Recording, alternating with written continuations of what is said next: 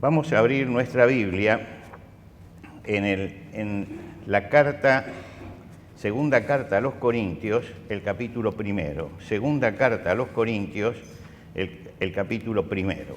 Y vamos a empezar nuestra lectura en el versículo 12. Segunda carta a los Corintios, capítulo primero, versículo 12.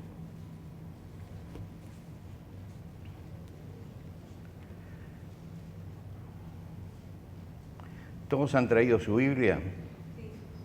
¿Sí? ¿Cuántos son los que tienen la Biblia en papel? Muy bien. ¿Y cuántos son los que la tienen en forma digital? Muy bien. Espero que estén leyendo la Biblia y no mandando mensajitos ahora. Porque los que la tienen en papel están leyendo la Biblia seguro, los otros no se sabe. Segunda Corintios capítulo primero, versículo 12. Porque nuestra gloria es esta, el testimonio de nuestra conciencia, que con sencillez y sinceridad de Dios, no con sabiduría humana, sino con la gracia de Dios, nos hemos conducido en el mundo y mucho más con vosotros. Porque no os escribimos otras cosas que las que leéis o también entendéis, y espero que hasta el fin las entenderéis, como también es parte haber entendido que somos vuestra gloria, así como también vosotros la nuestra para el día del Señor Jesús.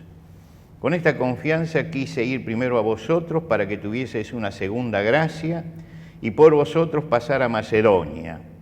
Y desde Macedonia venir otra vez a vosotros y ser encaminados por vosotros a Judea. Así que, al proponerme esto, ¿usé quizá de ligereza? ¿O lo que pienso hacer lo pienso según la carne, para que haya en mí sí y no? Mas como Dios es fiel, nuestra palabra a vosotros no es sí y no. Porque el Hijo de Dios, Jesucristo, que entre vosotros ha sido predicado por nosotros, por mí, Silvano y Timoteo, no ha sido sí y no, mas ha sido sí en Él, porque todas las promesas de Dios son en Él sí y en Él amén por medio de nosotros, para la gloria de Dios. Y el que nos confirma con vosotros en Cristo y el que nos ungió es Dios, el cual también nos ha sellado y nos ha dado las arras del Espíritu en nuestros corazones. Hasta aquí nada más en la lectura de la palabra de Dios. Nosotros cantamos una parte de un viejo himno. Lo cantamos solamente una parte porque el himno es mucho más largo de lo que nosotros lo hacemos, que dice: todas las promesas del Señor Jesús son apoyo poderoso de mi fe, mientras viva aquí cercado de su luz, siempre en sus promesas confiaré.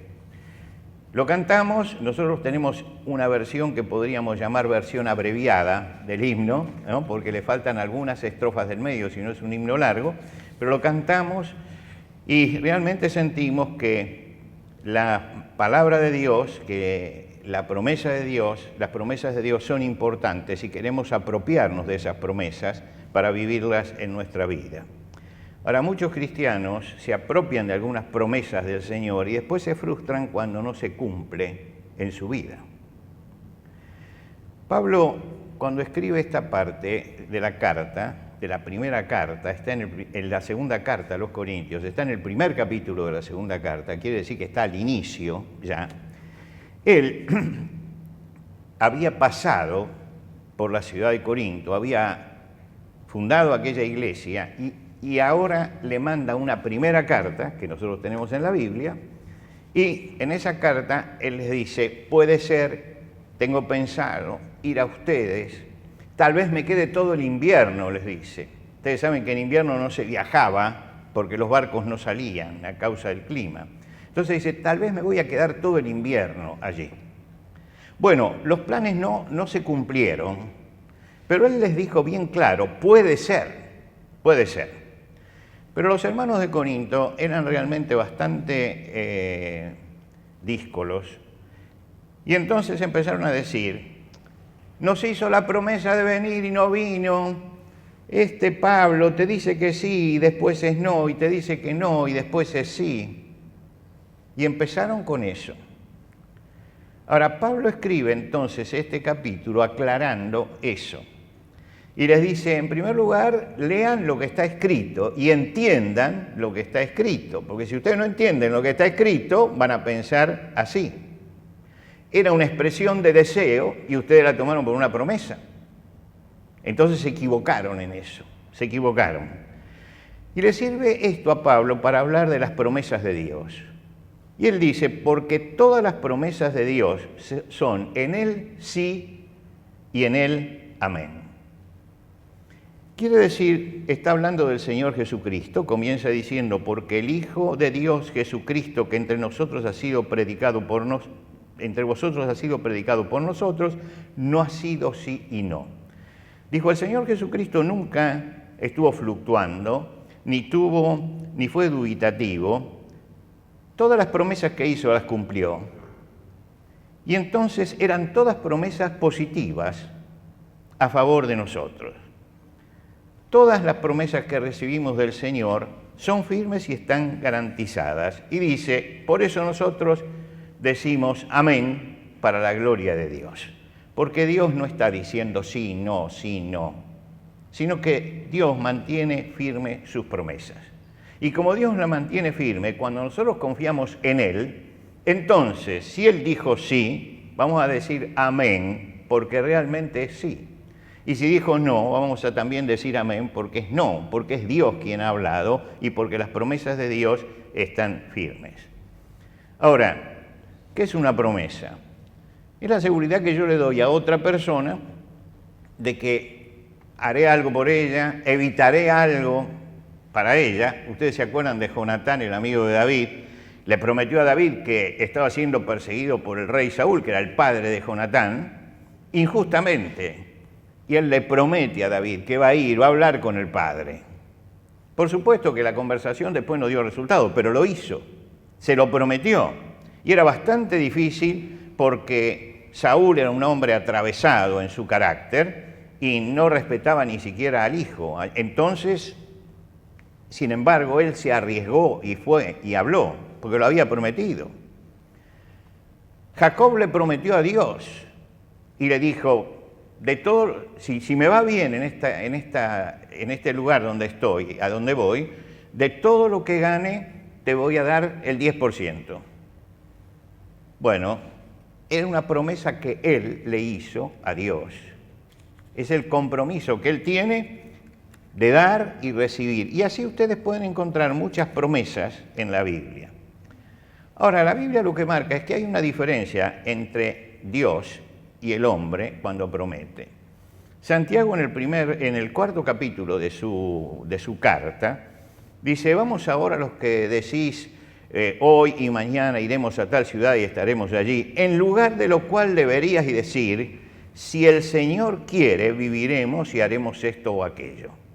Les está diciendo, miren que ustedes en su accionar están condicionados y no pueden decir sí, iré, sin decir si Dios quiere, voy a ir, si es la voluntad del Señor, porque nosotros no somos dueños de nuestro futuro.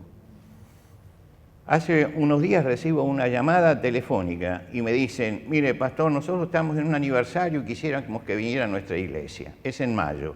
Le dije, mire, se acordaron un poco tarde porque yo ya mayo ya tengo la agenda hecha, ¿no? No, dice, es en mayo del año que viene. Yo digo, escúcheme, no puede ser que 12 meses antes, más de 12 meses, 13 meses, me esté llamando para esto. ¿Qué sé yo qué va a pasar en estos 13 meses?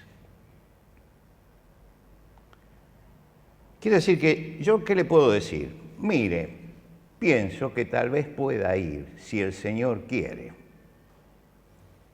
Pero no tome esto como un compromiso, porque nadie es dueño del futuro. Nadie es dueño del futuro. Sin embargo, a veces se hacen ese tipo de planes sin pensar que todo esto está siempre condicionado. Por eso Santiago nos está diciendo, tengan cuidado cuando prometen, cuando tomen un compromiso y digan, si Dios quiere, si Dios quiere. Ahora, cuando Santiago habla de Dios, él dice, en Él no hay sombra de mutación, en Él no hay cambio, no hay mudanza ni sombra de mutación. Él es distinto. Las promesas humanas están condicionadas, siempre, siempre, porque no somos dueños del minuto siguiente de nuestra vida. Las promesas de Dios no están condicionadas, porque en Él no hay mudanza ni sombra de variación, no hay cambios, ni nada que lo pueda hacer variar. Dios le dio una promesa a Abraham, le dijo, en tu simiente serán benditas todas las naciones de la tierra. Y le mostró toda la tierra de Israel y le dijo, esto lo daré a ti y a tu descendencia, por cuanto oíste mi voz. Ahora, el pueblo de Israel fue muchas veces infiel, pero Dios le había dicho a Abraham, esta tierra la daré a ti y a tu descendencia, por cuanto oíste mi voz, cumpliste la condición y yo te doy esta promesa. Es notable que uno llega al final del Antiguo Testamento, al libro de Malaquías, que es un reproche por la dureza, y Dios les dice, porque yo el Señor no cambio, por esto no habéis sido consumidos.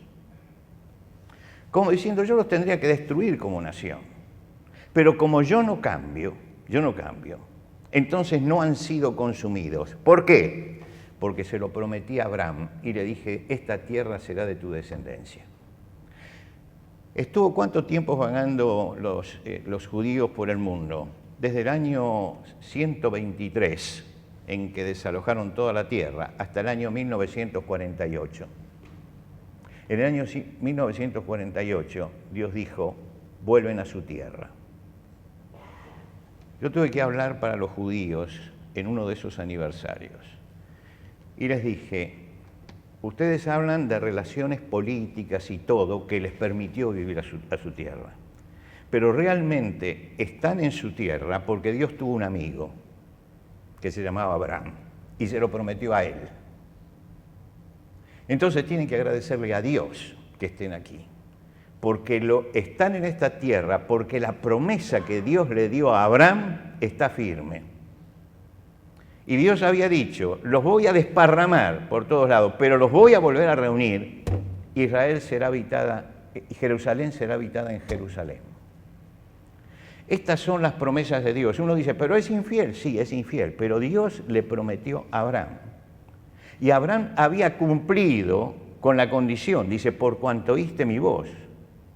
Y entonces, habiendo oído esa palabra y habiendo oído la voz del Señor, Dios cumple su parte y le dice, se la voy a dar a toda tu descendencia. La promesa de Dios permanece firme hasta el día de hoy. Se la sigue dando. Ahora usted dice, es un pueblo rebelde. Sí, se lo dice en Malaquías, es un pueblo rebelde. Si fuera por lo que tengo que hacer, serían consumidos, pero yo hice una promesa a Abraham. Por eso yo les decía, agradezcan que Dios tuvo un amigo, que fue Abraham, que obedeció, y por eso tienen su tierra. Dios hizo muchas promesas que están registradas en sus palabras. Todas las promesas de la Biblia se cumplen, pero cada promesa tiene un momento, un entorno y un depositario. Y esto son cosas que hay que tener en cuenta.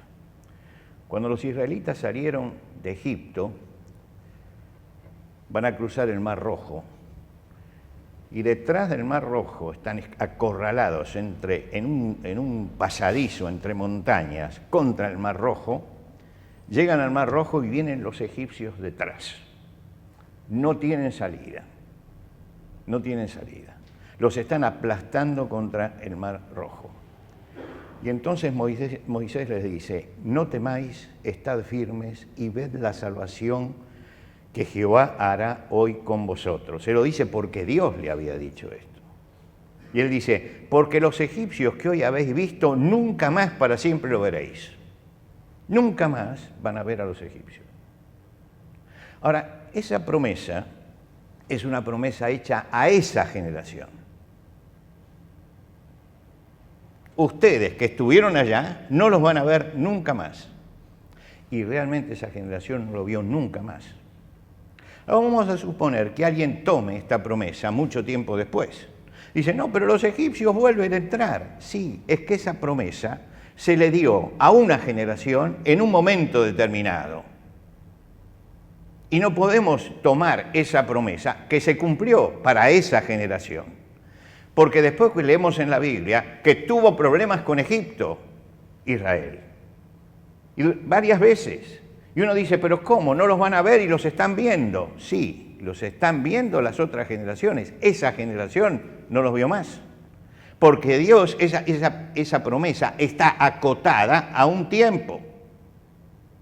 Es una promesa de Dios hecha a esa generación. Si los descendientes de esa generación hubieran interpretado mal la promesa, hubieran dicho, Dios no cumple lo que dijo. Él dijo que nunca los íbamos a ver y acá los tenemos. Pero lo que pasa es que no interpretaron bien lo que Dios dijo. Y le pasó lo mismo que le pasaba a Pablo, que escribe una cosa y la gente lee otra. Y ellos tenían que entender que Dios le prometió algo a esa generación. Ahora, hay promesas de Dios que son universales.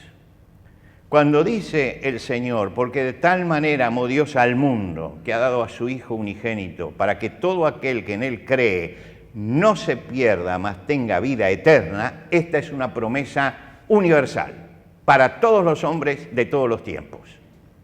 Todo aquel que pone su fe en Jesucristo, en el día de hoy, se cumple en Él la promesa. No vendrá a condenación, sino que pasó de muerte a vida. Si usted tiene a Cristo en su corazón, si ha entregado su vida a Jesucristo, si cree en Él, entonces entra dentro de esa promesa automáticamente y dice, y no vendrá condenación, pasó de muerte a vida. Esta es una promesa universal. Y en esa promesa estamos apoyados todos. Porque en base a esa promesa hemos partido el pan esta mañana y hemos tomado la copa, en base a la promesa. Ahora, esta es una promesa universal. Así como hubo una promesa para una generación, hay promesas que son promesas universales. Y en esto hay que ser muy cuidadoso al leer la Biblia y no apropiarnos de promesas que no son para nosotros. Yo conozco gente que fue a comprar un terreno. Y entonces dice, fui y pisé el lugar, porque la palabra de Dios dice, todo lugar que pisare la planta de vuestro pie será vuestro. Entonces fueron y lo pisaron. Y no pudieron comprar el terreno. ¿Falló Dios o fallaron ellos? La promesa es una promesa que se le dio a Josué. Y toda promesa tiene una condición. Él tenía que conquistar la tierra. Y entonces Dios le dice, esfuérzate y sé valiente. No temas ni desmayes. Es decir, le da una serie de instrucciones. Y entonces todo lugar que pisare la planta de vuestro pie será vuestro. Y sucedió eso. Pero era una promesa dada a un hombre en un momento. Ahora, a mí me gusta esa promesa, me gusta, pero el hecho de que la promesa me guste no quiere decir que sea para mí. No quiere decir que yo la pueda usar en cualquier forma. Yo tengo que conocer realmente en qué me estoy apoyando. Hay cosas que son para el pueblo de Israel y no son para la iglesia. Fíjense ustedes cuando ustedes leen el libro de Deuteronomio. Dios le promete al pueblo, dice, si oyeres atentamente la voz del Señor tu Dios para guardar y poner por obra todos sus mandamientos, condición, dice, si hicieron eso, vendrán sobre ti estas bendiciones, frutos de la tierra, vacas, ovejas, te pondrá Jehová por cabeza y no por cola. Le dice a esa generación, si ustedes escuchan atentamente y ponen por obra esto, entonces van a tener prosperidad económica. Algunos toman eso y lo traen a la iglesia. Dicen, si nosotros ponemos nuestra vida en las manos del Señor y somos fieles al Señor, entonces vamos a tener dinero. Y el pobre hermano, el hermano que es pobre es porque es carnal. Es porque es carnal. Ahora, se apropiaron de una promesa que no es para ellos, porque el pueblo de Israel es el pueblo de la tierra y las bendiciones las recibía a través de la tierra. Nosotros somos el pueblo celestial y como pueblo celestial nuestras bendiciones son otras.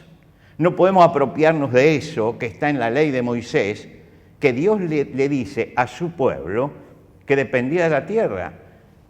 ¿Qué diríamos de lo que escribe Pablo en la carta a los Filipenses? Cuando él dice, he aprendido a contentarme cualquiera sea mi situación, sé vivir humildemente y sé tener abundancia, en todo y por todo estoy enseñado, así para estar saciado como para tener hambre. ¿Qué diríamos? Que era un carnal, porque no tiene la riqueza. No, es que esa promesa tiene un pueblo como depositario y yo no me puedo tomar de esa promesa. Para determinadas personas también hay promesas. Todo lo que ves te lo daría a ti, a tu descendencia, lo de Abraham, para determinadas personas.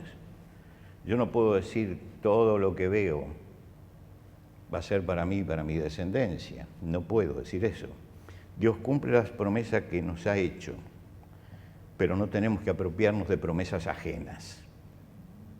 No tenemos que apropiarnos. Ahora, podemos hacerlo, pero vamos a ser frustrados, y ahí es donde viene la frustración. Pero yo fui, pisé el lugar ese, y Dios no fue fiel. No, Dios sigue siendo fiel. Lo que pasa es que yo soy un ignorante de la palabra de Dios. Y como soy un ignorante de la palabra de Dios, entonces tomo promesas que no son para mí, que Dios la dio en un determinado momento. Dios les advirtió sobre la relación con Él en Sinaí. Dice, ahora pues, si diereis oído a mi voz y guardareis mi pacto, vosotros seréis mi especial tesoro sobre todos los pueblos. Hay una condición para ser el especial tesoro de Dios. Si diereis oído a mi voz y guardareis mi pacto. El pueblo de Israel se quedó con la primera parte. Dice, somos el pueblo elegido. Somos el tesoro de Dios. No, Dios cumple por Abraham. Dios cumple por Abraham, simplemente. Pero ustedes no han escuchado la voz del Señor. No han aceptado al Mesías. Lo rechazaron. Ahora, Dios sigue cumpliendo la promesa que le dio a Abraham. Dios sigue cumpliendo esa promesa. Pero no podemos decir que ustedes guardaron mi pacto. No lo guardaron. Entonces siguen en la tierra, pero no son mi especial tesoro. Porque por causa de ustedes, lo dice Pablo a los Romanos, el nombre de Jesucristo es maldecido en la tierra. El Señor condiciona las bendiciones para nosotros. Usted dice, bueno, el sustento nuestro sustento. Escuche la promesa del Señor. No os afanéis diciendo qué comeremos o qué vestiremos. Vuestro Padre Celestial sabe de qué cosas tenéis necesidad. Pero viene la condición. Pero buscad primeramente el reino de Dios y su justicia, y todas las demás cosas os serán dadas por añadidura. Esa es la condición, que yo esté buscando al Señor. Dice, la condición es no afanarse y buscar primero lo que es justo en nuestra vida. Si yo no busco lo que es justo en mi vida, entonces no voy a tener la promesa. Pero esa provisión existe, y esa es una promesa, y es una promesa para nosotros, y es una promesa de la que yo puedo apropiarme. Puedo estar tranquilo, que si soy fiel al Señor no me va a faltar el sustento elemental en la vida. Dios dice que un cristiano tiene una promesa contra la tentación. Dice, someteos pues a Dios, resistid al diablo y huirá de vosotros. Esta es una promesa. La promesa de que si yo resisto, voy a vencer la tentación. ¿Por qué? Porque Dios manda el oportuno socorro. Y cada vez que Dios manda el oportuno socorro, está cumpliendo la promesa. ¿Por qué? Porque el hombre que es tentado resistió. Y si resiste, entonces Dios cumple mandándole el oportuno socorro. Hay una provisión, hay una promesa maravillosa para el perdón de los pecados. Dice, si confesamos nuestros pecados, a los cristianos, les dice, a los cristianos, porque los cristianos también pecamos, si confesamos nuestros pecados, Él es fiel y justo para perdonar nuestro pecado y limpiarnos de toda maldad. Si confesamos, confesar al Señor el pecado es la condición para recibir el perdón. Quiere decir que hay una condición. Si confesamos, y después viene juntamente con eso el perdón. Por eso el apóstol Pablo, redondeando ya, dice, porque todas las promesas de Dios son en Él sí y en Él amén. Es decir, todas las promesas que yo tengo en Cristo son positivas y frente a ellas yo tengo que decir amén, porque esas promesas se cumplen. Dios es fiel e inmutable. Lo que dice con la boca lo ejecuta con la mano. Cuando nos apropiamos de la promesa que nos corresponde, cuando cumplimos la condición de la promesa, podemos descansar tranquilos, porque Dios cumple sus promesas. En el libro de Deuteronomio se hace una descripción de lo que es Dios para el hombre. Y dice, conoce pues que el Señor tu Dios es Dios. Qué notable, ¿no? Uno dice, tendría que haber sacado esta adición, porque después va a decir, Dios es fiel. Entonces, podría haber dicho, conoce pues que el Señor tu Dios es Dios fiel. Dice, no. En primer lugar, reconoce que tu Dios es Dios. Es el que tiene toda autoridad. Es el que manda. El que tiene todo sujeto a sus manos. Y ese Dios que tiene todo sujeto a sus manos, Dios es fiel, que guarda el pacto y la misericordia. Es decir, que cuando hace un pacto, lo guarda. Cuando yo me apropio de una promesa que dio el Señor, Dios lo guarda. Dice, guarda el pacto y la misericordia a los que le aman y guardan sus mandamientos. Quiere decir que ese pacto también tiene una condición. Dios es fiel. ¿Para quién? Para aquellos que le aman y guardan sus mandamientos. Y guardan sus mandamientos. Y yo creo que esto es la conclusión de todo lo que hemos dicho. Dios es fiel. Porque Dios es Dios, no es hombre. Dios es fiel. Él guarda el pacto y la misericordia a los que le aman y guardan sus mandamientos.